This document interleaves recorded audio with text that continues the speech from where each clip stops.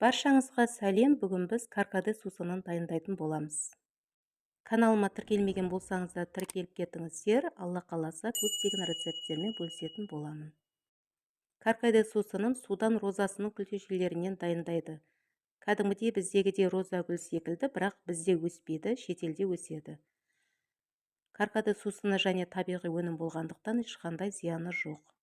Балаларға да, ересектерге де жазды күні ыстықта таптырмайтын сусын. Бір ескеретіні, кез келген нәрсені мөлшері болатын секілді, каркадені өте көп мөлшерде қолдануға болмайды.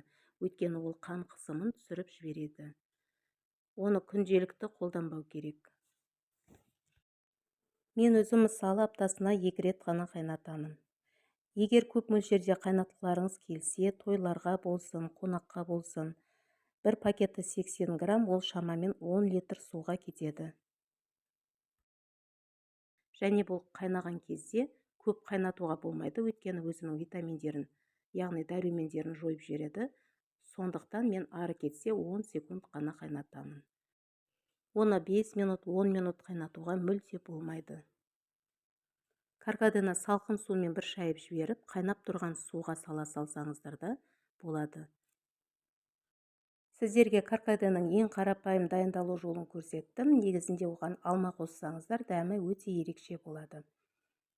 Қысты күні мен кепкен алмамен дайындаймын. Кепкен алманы әбден жуып, тазалап, суымызға қайнатып алып, мөлшеріне қарай қант салып, 3 минут, 5 минуттай қайнатып, жай отта дәмін шығарғаннан кейін каркадеден шамалы саламды, отты өшіре саламын.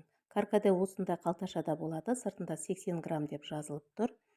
Және базарларда ашық түрде қаптада сатылады.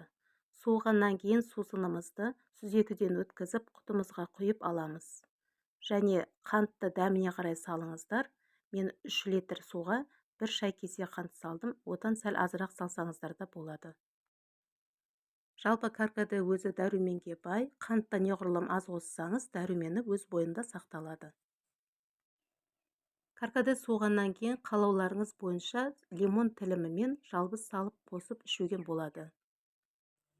Және лимонды қайнап жатқан кезде қосуға болмайды. Осындай суыған кезде дәмін келтіру үшін және көп қоспаңыздар, өйткені каркаденің өзінің қышқылтым дәмі бар, лимонда да қышқыл дәм бар, өте қышқыл болып кетеді. Міне каркадеміз дайын болды. Сіздер де дайындап көріңіздер, өте керемет сусын. Назар аударғандарыңызға рахмет. Сұрақтарыңыз, пікірлеріңіз болса, төмендегі комментарийға қалдырып кетіңіздер.